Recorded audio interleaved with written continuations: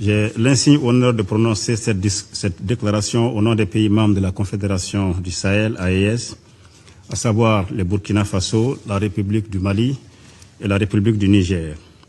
J'adresse nos chaleureuses félicitations à la présidence chinoise du Conseil de sécurité pour l'organisation de cette réunion publique consacrée à la protection des civils dans les situations de conflits armés. Cette thématique est d'une actualité brûlante pour les 3 pays membres de la Confédération AES qui luttent depuis plus d'une dizaine d'années contre le terrorisme, l'extrémisme violent et d'autres formes de criminalité transnationale organisée soutenues par des sponsors étatiques étrangers.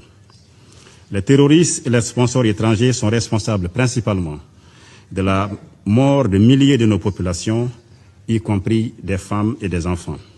Au mépris du droit et des principes d'humanité, ces groupes criminels prennent pour cible des populations civiles sans défense, s'adonnant à des meurtres, des pillages, des déplacements forcés de populations, le saccage et la profanation des lieux de culte, le pillage et la destruction des productions agricoles, ainsi que le vol de bétail.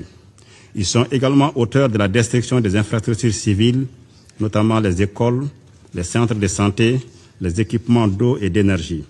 Ils s'attaquent également aux activités économiques et aux voies d'approvisionnement dans nos pays.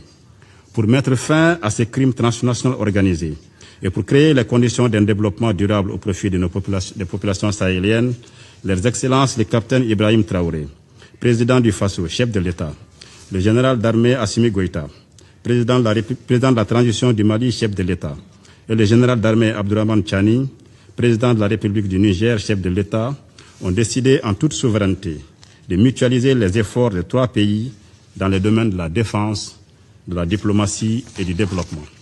Ainsi, sous leur leadership, les forces combattantes des États membres de la Confédération, ainsi que sa force unifiée, restent engagées, de jour comme de nuit, pour assurer la protection des enfants, des femmes et des personnes âgées, victimes civiles des exactions barbares et criminelles de ces terroristes et de leurs sponsors étatiques étrangers. Avec honneur et professionnalisme, ces hommes et ces femmes se battent au prix de leur vie pour garantir à toutes les populations sans distinction aucune la jouissance de leurs droits humains élémentaires, notamment le droit à la vie. Je rends ici un vibrant hommage à nos forces confédérales pour leur engagement et leur sacrifice.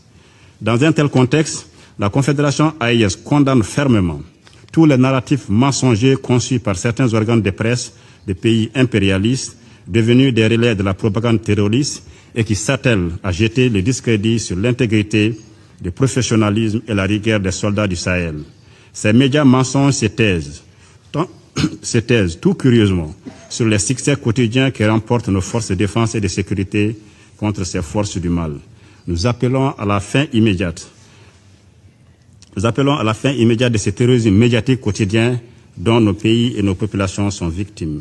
Nous appelons également à tarir les sources de financement du terrorisme, y compris le paiement des rançons pour la libération des otages. La Confédération AES dénonce à nouveau l'agenda subversif de certains États membres d'Organisation des Nations Unies, dont l'objectif ultime est d'imposer à nouveau leur hégémonie dans nos pays. La Confédération AES accorde une attention particulière aux victimes du terrorisme, civils ou militaires.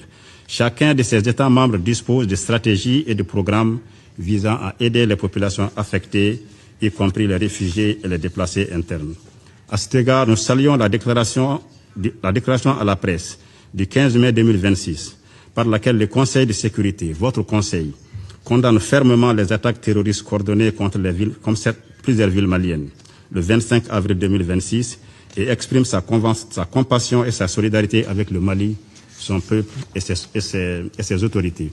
Le message de la Confédération AES se veut sans équivoque. Nos pays restent debout et déterminés à lutter contre le terrorisme international.